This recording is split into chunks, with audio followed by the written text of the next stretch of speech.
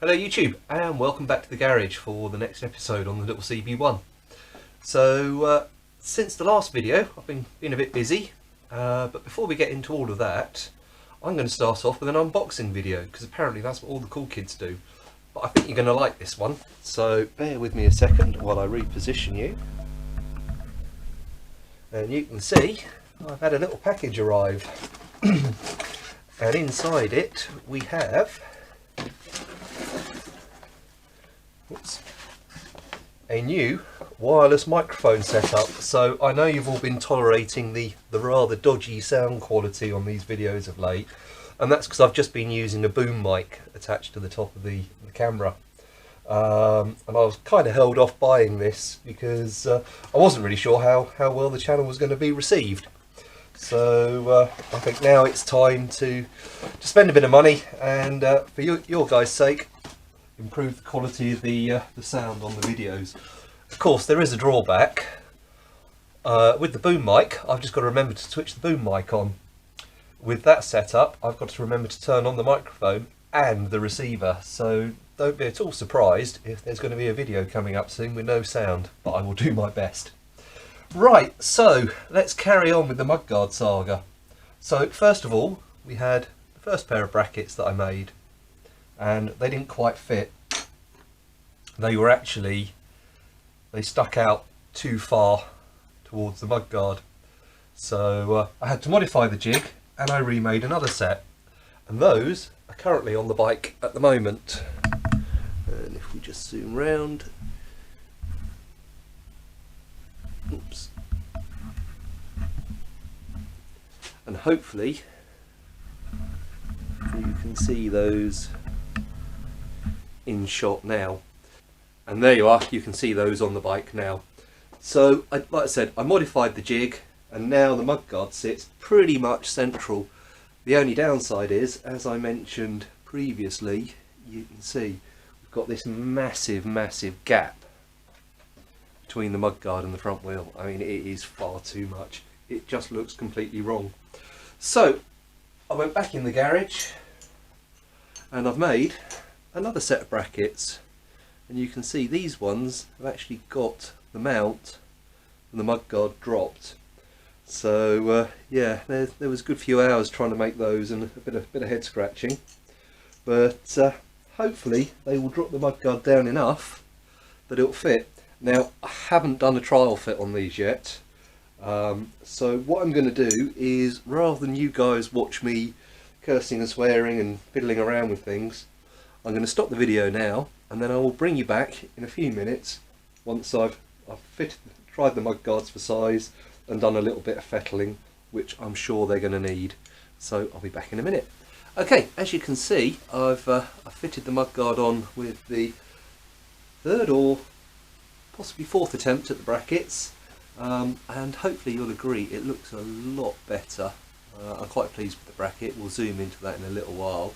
But more importantly, you can see the mudguard sits a lot better. There is still room to get a finger underneath the front of the mudguard and at the back here, so there is still plenty of clearance to allow for debris to pass through, and obviously for a bit of expansion of the tyre, so nothing should rub, but it's definitely worth it. That looks a whole lot better than it did last time. So I'm just going to zoom you in.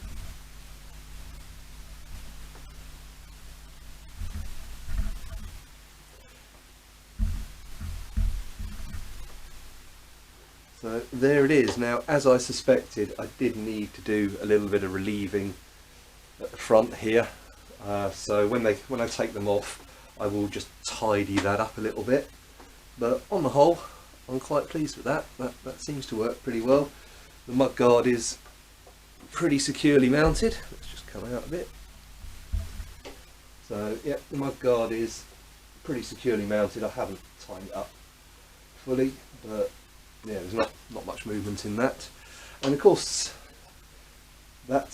so hopefully that is the end of the mudguard saga sorted out. Now, the observant amongst you may notice this bit of brake hose, which is a bit too long to be honest, but it's one that I had kicking around. And I decided that I was going to fit the little CB-1 master cylinder.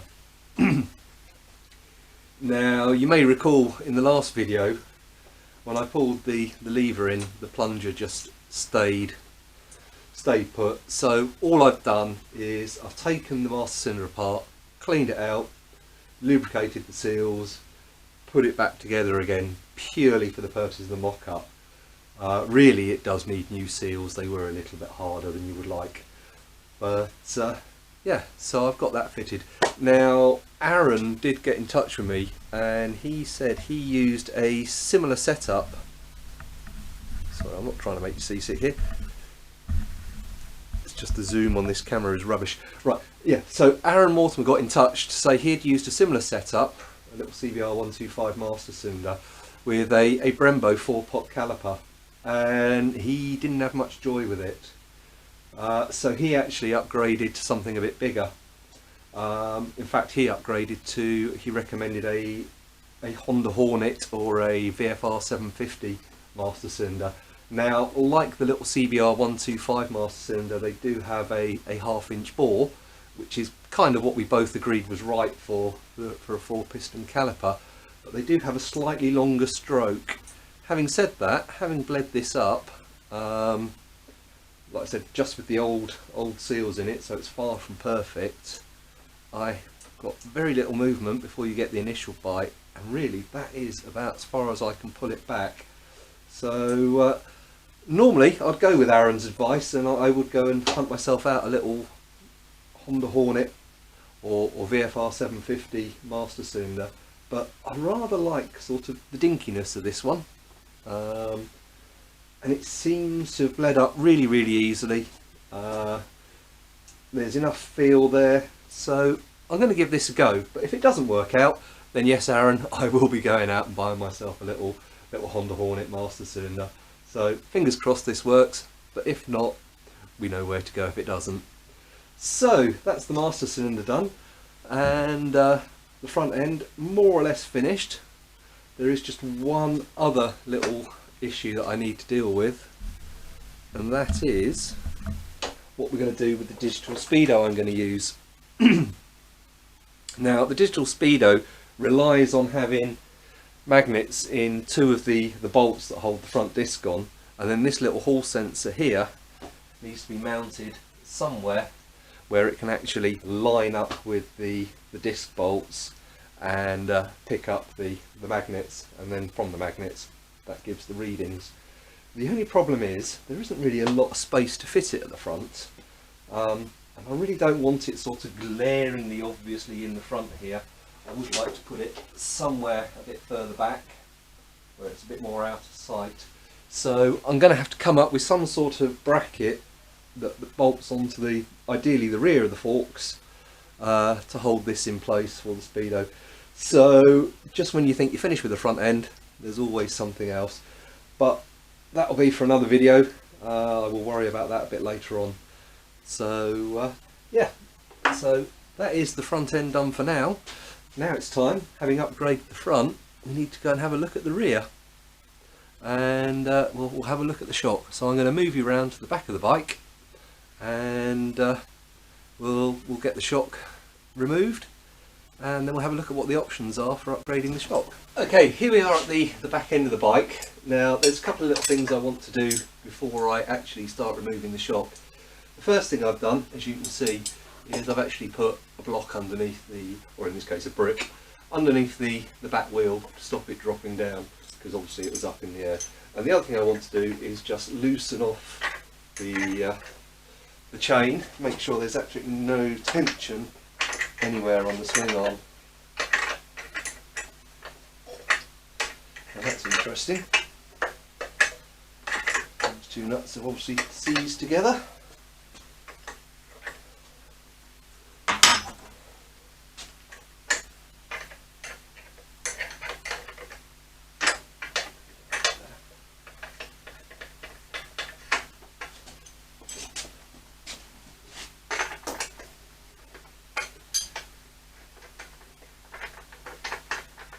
So I'm just slacking off the chain adjusters, not worrying about how square it ends up. And then we'll just loosen off the rear spindle and push the back wheel forwards a bit so that there is absolutely no tension on the chain at all.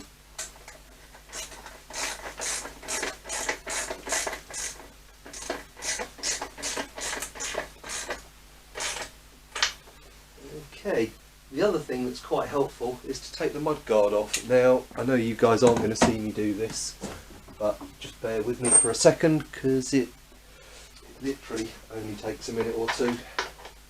So there's just the two 10mm bolts that hold the chain guard in place.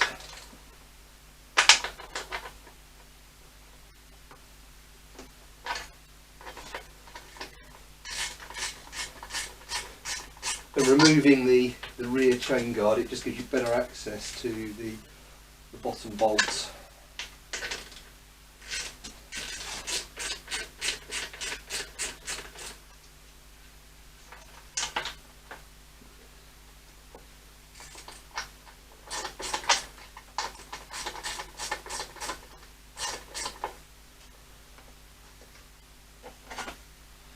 There we go, one chain guard removed, and unusually it's got the original bolts holding it in place, which are a bit unusual because they're a shouldered bolt. I don't know how clearly you can see that. Right, let's get the rear shock off.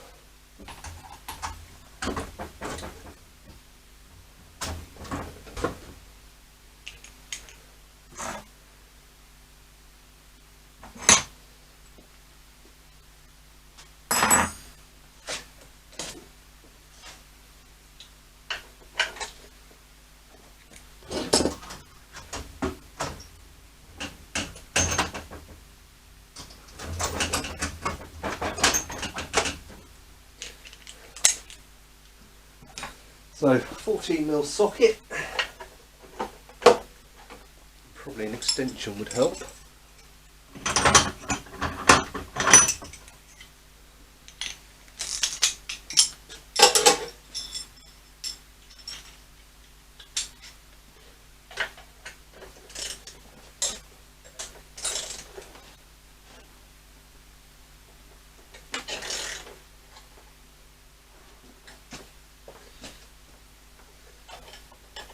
Now, as you can see, with the wheel in place, there's not really a lot of access.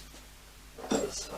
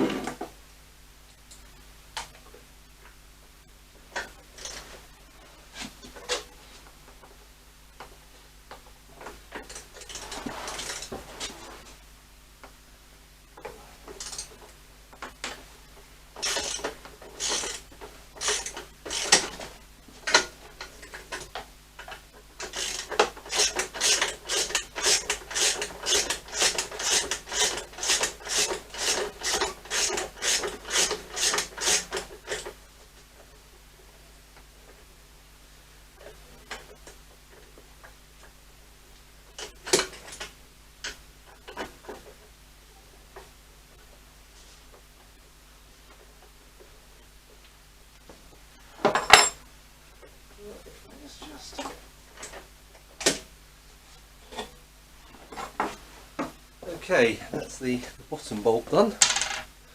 Now we do the same on the top.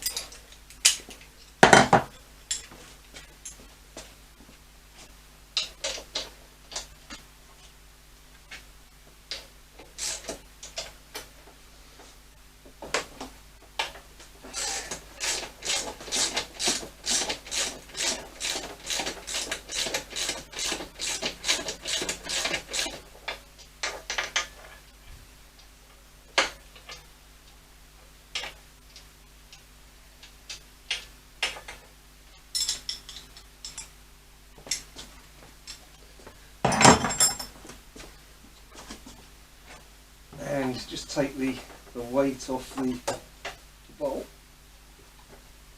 and I think we're going to need a little bit of hammering action.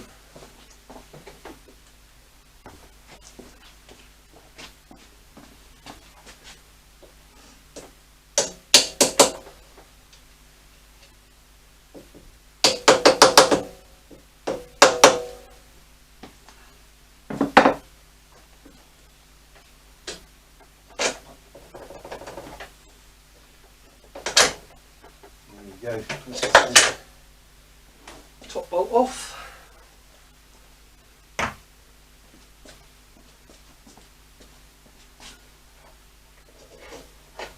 And of course, now that it's not under any strain, the bottom bolt should just come off.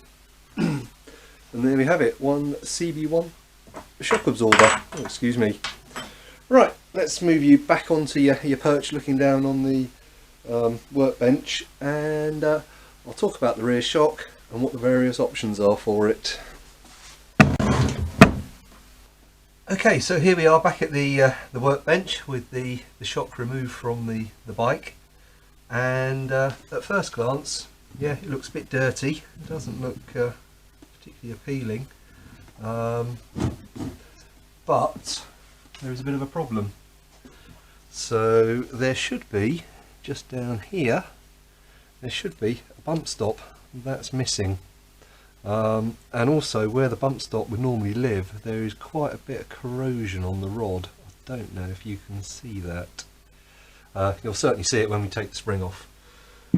Now, what are the options for upgrading the shock on a CB-1? The actual CB-1 shock itself is quite a basic shock. There's no adjustability on it other than the preload adjuster at the top here.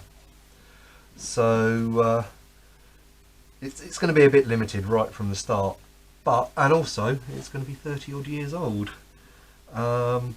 Now, they do say that these shocks aren't rebuildable. That's not strictly true. There are plenty of suspension specialists around who can actually strip and refurbish these shocks. You just have to resort to a few little trade secrets to do it.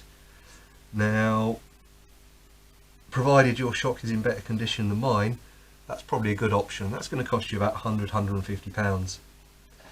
The other option is to get rid of the shock completely and replace it with an aftermarket shock. Now, at the basic level, there's something like the Hagon monoshock or a YSS unit. They seem to be quite popular at the moment. Although I've never actually tried one, I have to admit. I have got Hagon monoshock on the CBX 750, and yeah, it's okay. It's not brilliant.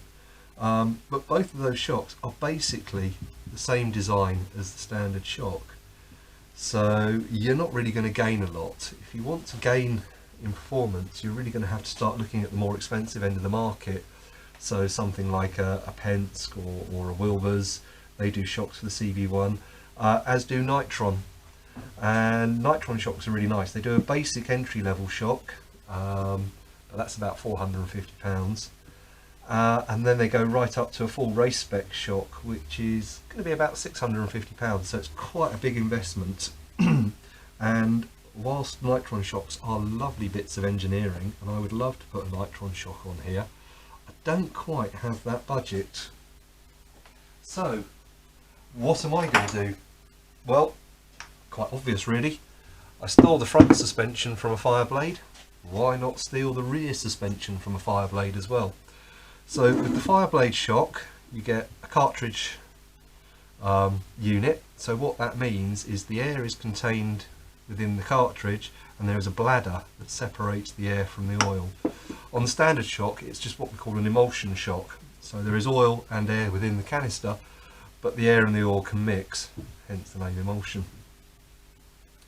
And what you find is after a while you do get cavitation build up in the shocks, and they kind of fade over time while you're riding. These tend to be better in that aspect.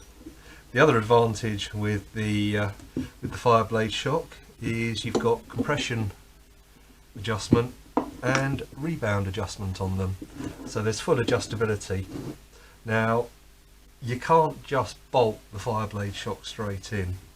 But before I go any further, there is another shock that does bolt straight in, and that's the Blackbird shock. Now a lot of people are doing that conversion at the moment.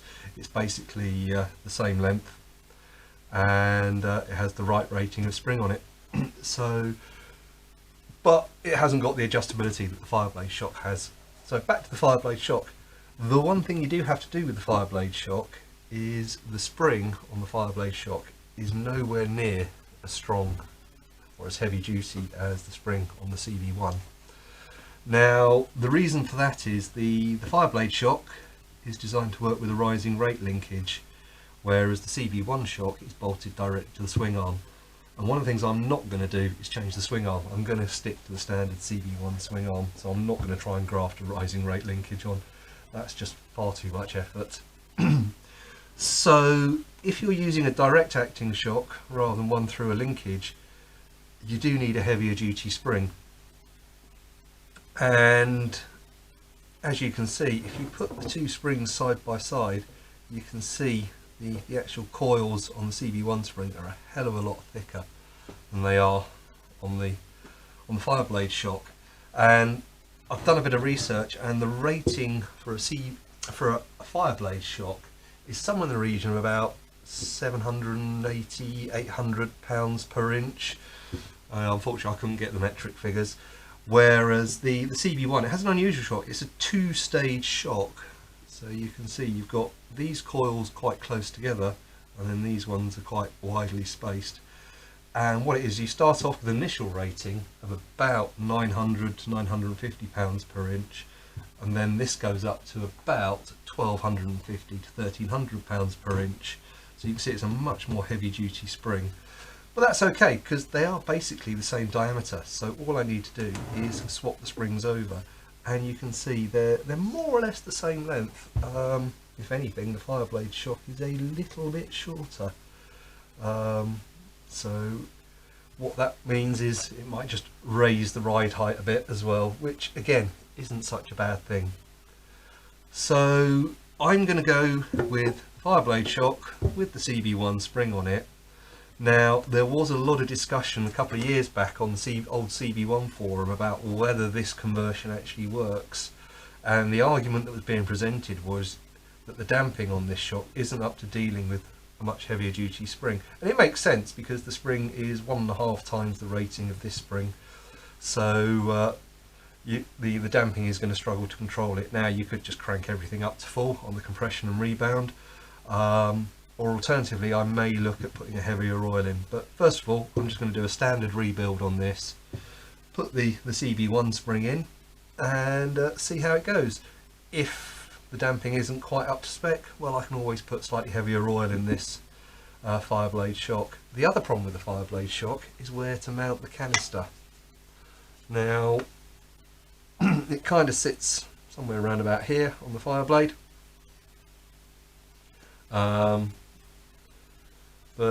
yeah, round about here you've got the fuse box, you've got various relays, and one of the things I need to do is reposition the fuel pump on my CB-1.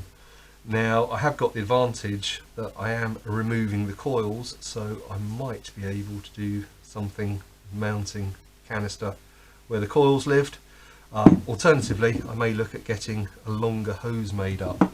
Later CB-1s did actually have a cartridge style shock, but they had a very long hose, about this long, and the canister actually mounted at the rear of the frame behind the regulator rectifier.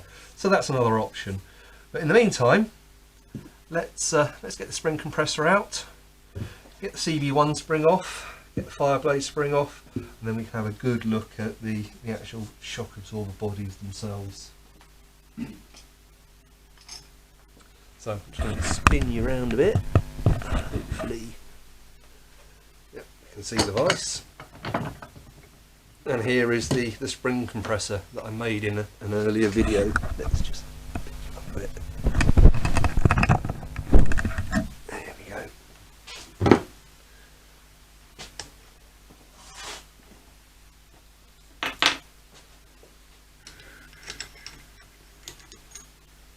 Right. Full we start, let's get the top off.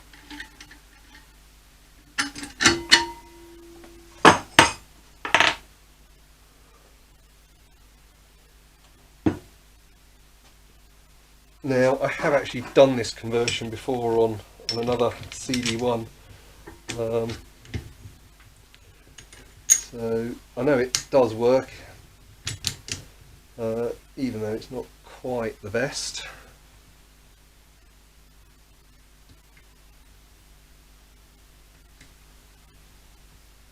Get that roughly centralised.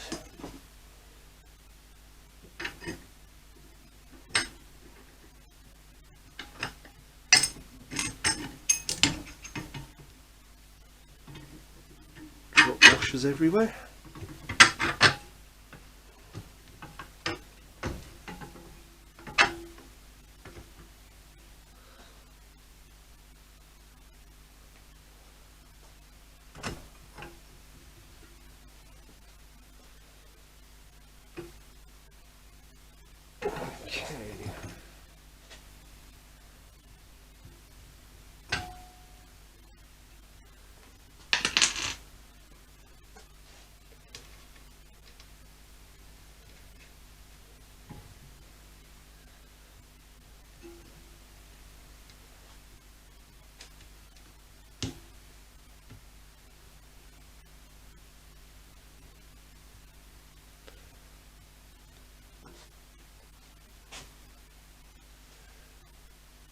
Now, unfortunately, with this being a homemade shock compressor,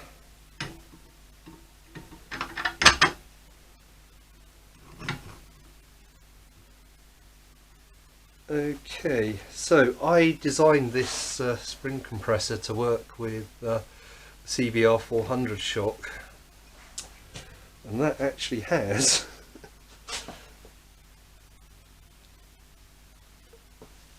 a much smaller spring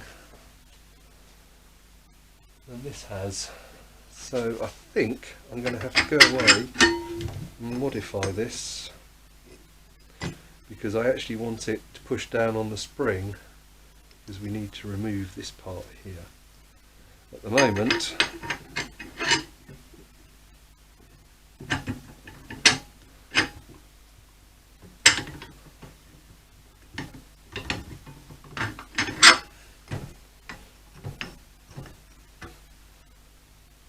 it's sitting on the actual plate that we need to remove.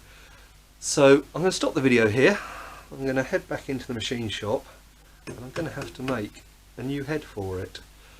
So I'll stop you there, and we will come back probably tomorrow with a new top plate, and then we'll go from there.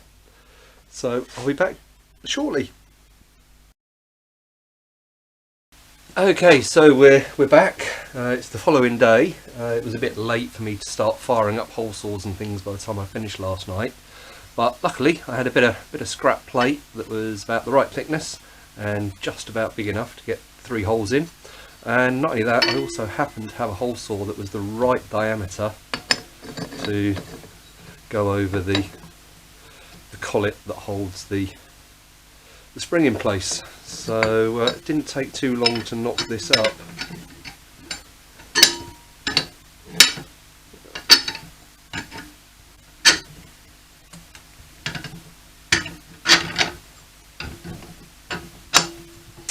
So let's get this spring off this little CB-1 shock.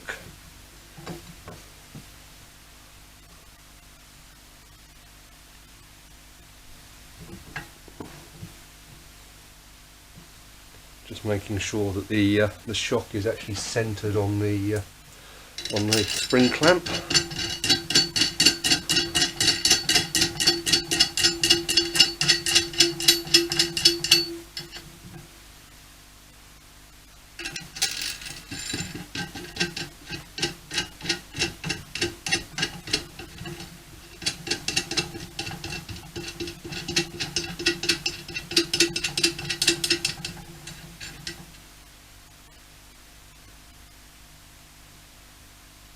Okay, So now it's just a case of tightening up these nuts evenly until we've compressed the spring enough to get at the nut underneath this part here. Now I have sprayed it all with some WD-40. It seems to have paid off because that's just dropping away nicely. And normally they do tend to sort of corrode together.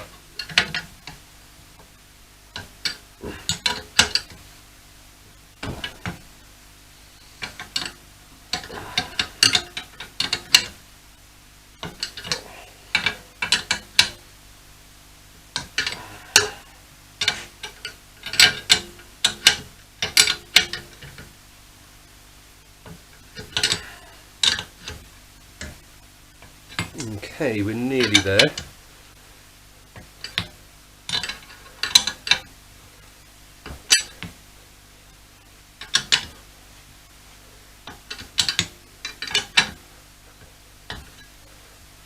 There we go, that'll do us. And hopefully, I don't know if you can see it from that angle, but there's a nut just under here. So I just need to get some small spanners.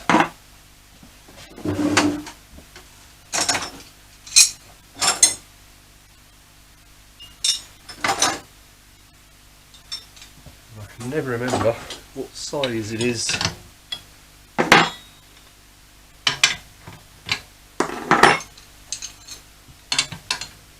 Okay, so it's a 22mm spanner you need for this, and we also need to grip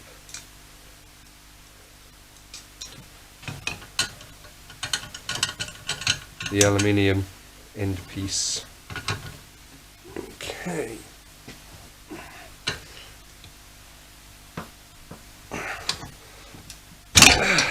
Gotcha.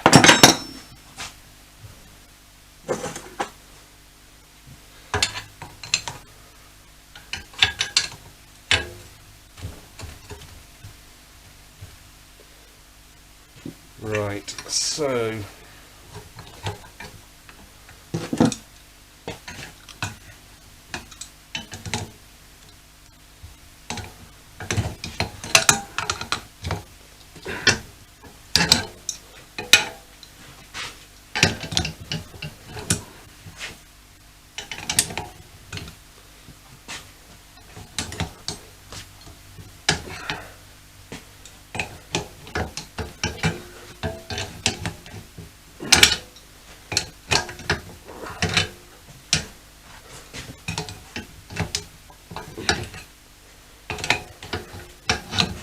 trying to keep out of your way here.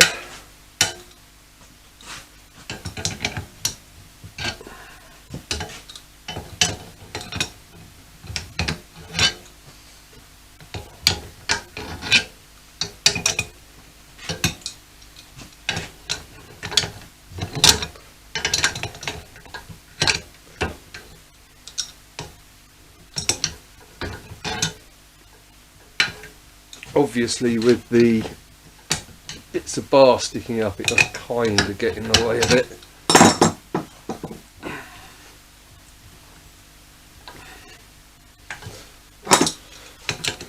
Get in there.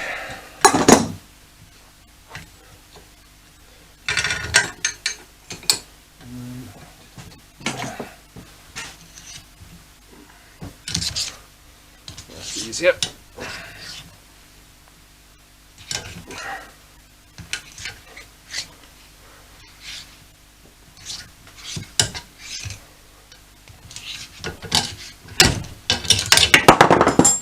Okay, so that just unscrews, and then hopefully now you can see the nut. And of course what that tends to do is now freeze itself on the shaft, but that's not a problem because obviously we're not going to be using the shaft and the shock body. So now that whole assembly just lifts off. Oh hey, right, let's take the tension off the spring.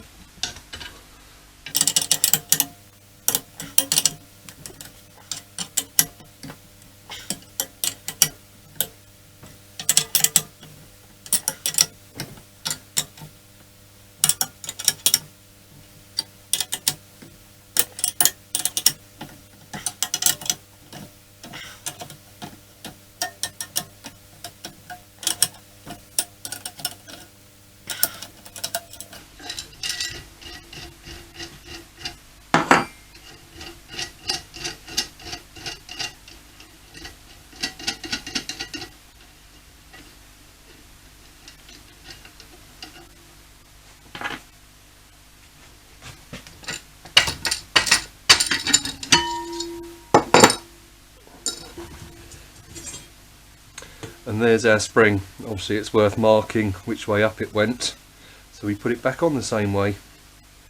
Right, so I'm going to dismantle the CB-1 shock, or the fireblade shock, and then we'll come back when it's time to assemble, because I don't think you need to see me do that again. But actually, whilst we've got this in view, just turn this round a bit.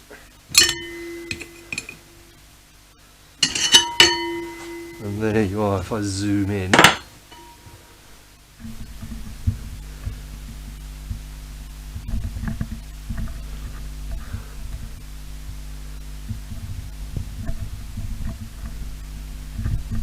hopefully you can see the corrosion that I was talking about just around here.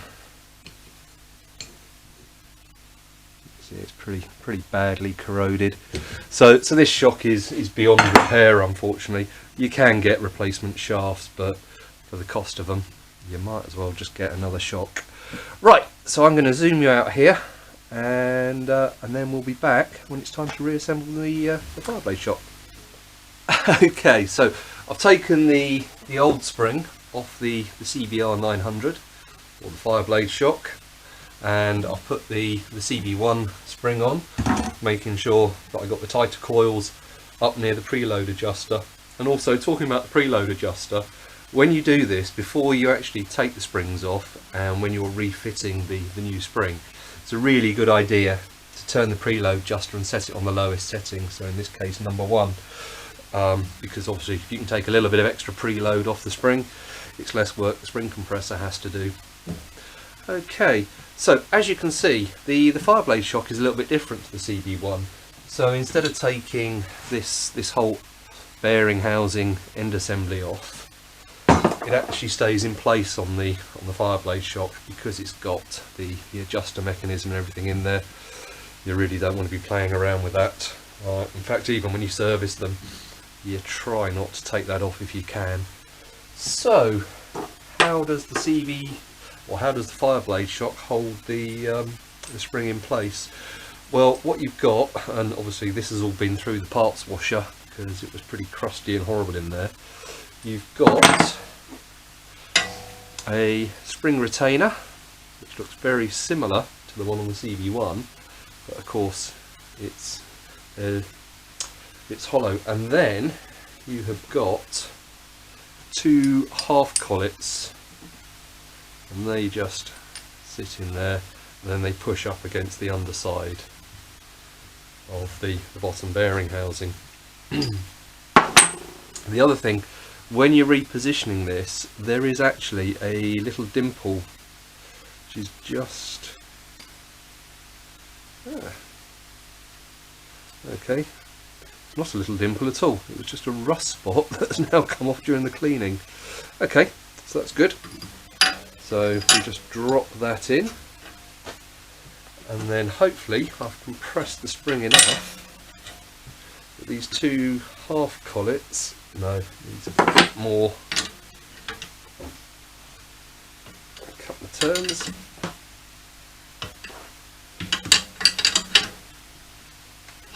There we go. So these half collets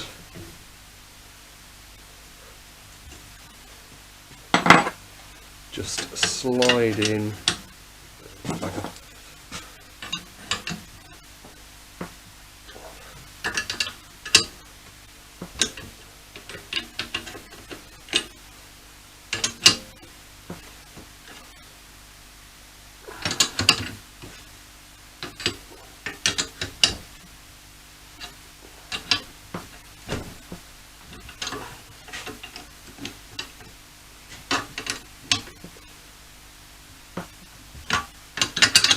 It's annoying, you always get the first one in and then the second one puts up a fight. Right around, haven't I?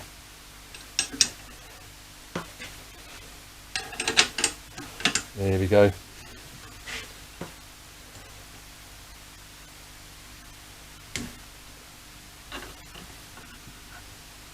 So just make sure they are properly seated, and then we can take the tension off.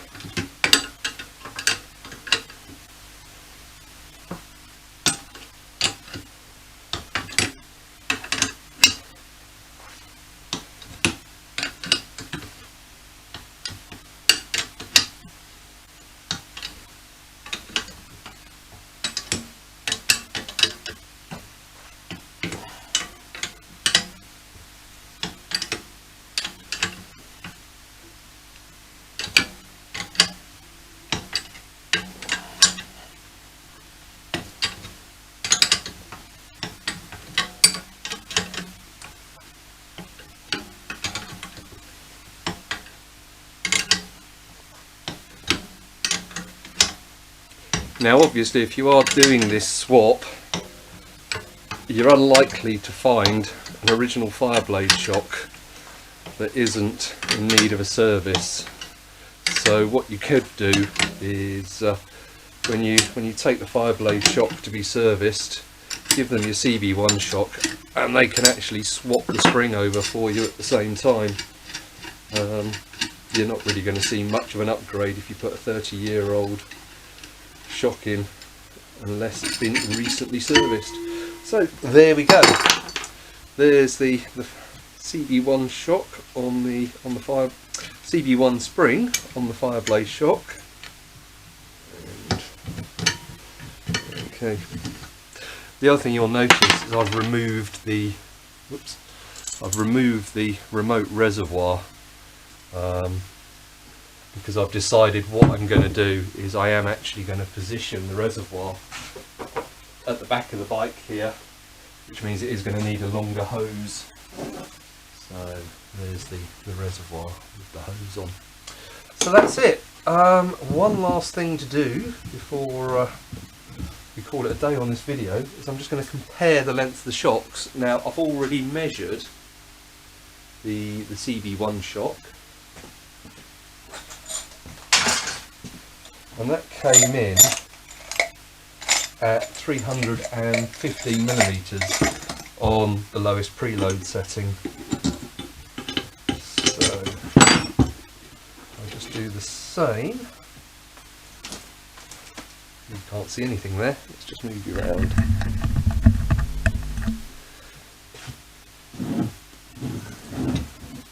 So yeah, so if I do the same on the Fireblade shock with the CB-1 spring in,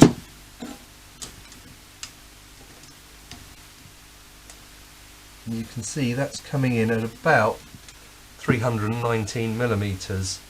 Now the CB-1 shock, again on the lowest preload, was at 315.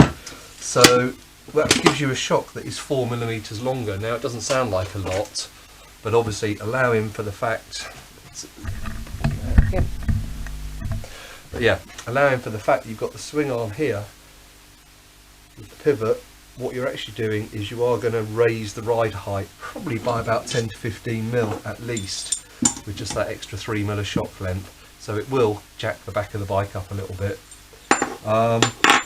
Again, not a problem. That's just going to sharpen up the steering a little bit, and you can always adjust your front forks to compensate for it. What it does mean, however, again you'll know with the CB-1, if you put it on the side stand, they lean over quite a lot. You are going to need to either cut and weld an extension into the existing side stand, or from our favourite donor bike, the Fireblade, you can actually nick the side stand off that, and it is just that little bit longer. And yeah, so that will bolt straight on and give you a longer side stand. So that's it. What I'm actually going to do now is, having shown you how to fit the spring, I'm going to take it all off, strip this shock down completely and give it a full service, and try and get hold of a new hose for the remote reservoir. Whoops. And yes, so wow, sorry, the camera's playing silly buggers.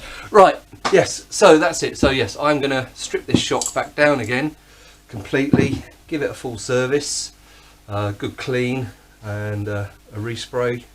I'm going to see what I can do about getting the paint off the actual CB-1 spring. I'm not sure if it's paint or powder coat, so it feels like powder coat, but yeah, it'd be nice to give that a bit of a refresh. So that's it for this video, and I think this should be going out on Christmas Eve. So once again, thank you all for watching, take care. I hope you all have a good Christmas break, despite coronavirus's best efforts to put a dampener on it all. And yeah, I've got a bit of time off over Christmas. I've got a few little side projects I want to do. I've got my old lathe that I need to strip down and rebuild, and I also want to make a bench press if I've got time, a hydraulic bench press. So I will probably be recording those. Not sure how much interest you guys will have in that, but you never know. So until I see you in the next video, thanks again for watching, and see you soon.